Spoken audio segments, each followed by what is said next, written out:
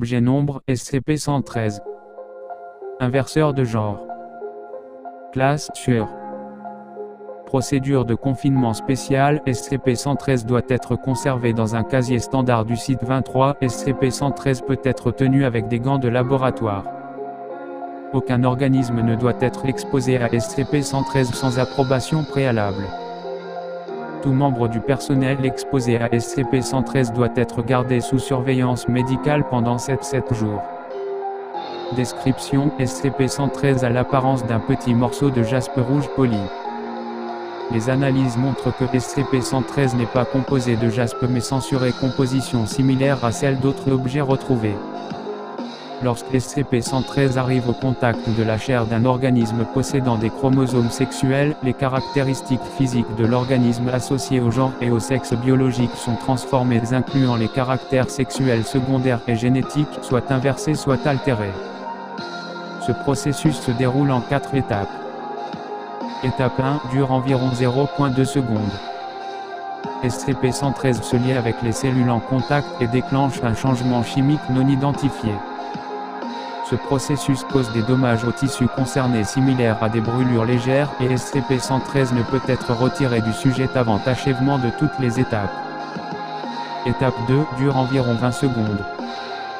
SCP-113 émet une vague d'ondes électromagnétiques de basse intensité qui traverse le corps du sujet. Les sujets peuvent expérimenter des nausées et vomissements ainsi qu'une sensation perçante dans le corps entier. Étape 3 dure environ 60 secondes. Durant cette étape, la composition cellulaire du sujet est temporairement transformée. La composition des cellules altérées varie largement d'impossible à identifier jusqu'à une variation unique de cellules souches partiellement différenciées. Le sujet va expérimenter une intense stimulation de ses nerfs senseurs durant les dernières 20 secondes de cette étape et décrire cette partie du processus comme étant extrêmement douloureuse. Les sujets en mauvaise santé peuvent mourir du choc durant cette étape.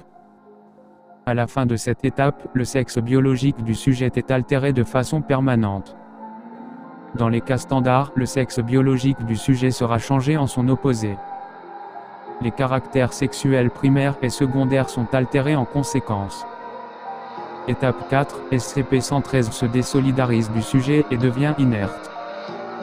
Les sujets avec un genre chromosomique atypique pour leur espèce comme les humains androgynes sont affectés par SCP-113 de manière imprévisible. Chez les humains androgynes, il apparaît que le processus soit influencé par le genre identitaire. Ces sujets peuvent ne pas être affectés ou leur corps peut changer pour correspondre à une femme ou un homme avec le karyotype sexuel correspondant ou d'autres résultats peuvent avoir lieu. Généralement, le changement semble correspondre au genre identitaire durant l'utilisation initiale si le genre est atypique. L'impact de la présence d'un genre identitaire atypique sur les effets de SCP-113 est toujours sous étude. Le genre identitaire n'est pas typiquement altéré par SCP-113 chez les sujets avec des genres identitaires atypiques. Typiquement un genre ne correspondant pas à leur sexe biologique pré-exposition, il résulte habituellement des effets psychologiques positifs. Chez les sujets avec un genre identitaire standard genre correspondant au sexe biologique pré-exposition, les effets psychologiques sont très majoritairement négatifs.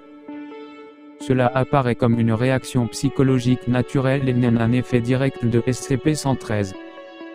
L'exposition à SCP-113 donne des effets inhabituels sur certaines espèces.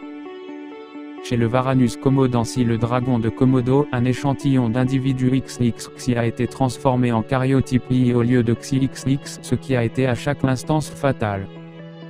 Chez le Kenorhabditis elegans, un hématode, aucun mâle ne fut produit malgré la particularité du C. elegans d'avoir deux genres hermaphrodite et mâle. Les sujets mâles sont devenus hermaphrodites et les sujets hermaphrodites n'ont pas été affectés. Note: dans la nature, les mâles C. elegans sont extrêmement rares. Les sujets de sexe unique ou d'espèces hermaphrodites, comme le ver de terre, ne seront pas transformés par SCP-113, le processus s'arrêtera à la seconde étape et l'objet deviendra inerte. Les sujets déjà exposés à SCP-113 peuvent réendurer les effets de SCP-113 après approximativement 60 secondes. Par contre, dans 25% des cas, une seconde exposition immédiate à SCP-113 échoue à transformer le sujet correctement. La nature des échecs de transformation varie mais inclut généralement d'importants dommages aux tissus musculaires, organes et os, ainsi que l'oblitération partielle ou complète des organes génitaux. Ceci résulte communément en une mort par traumatisme des organes ou hémorragie interne. Le taux d'échec peut être influencé par l'absence de nouveaux contacts avec le sujet pendant une longue période, ce qui varie d'un sujet à l'autre. Un possible schéma est à l'étude.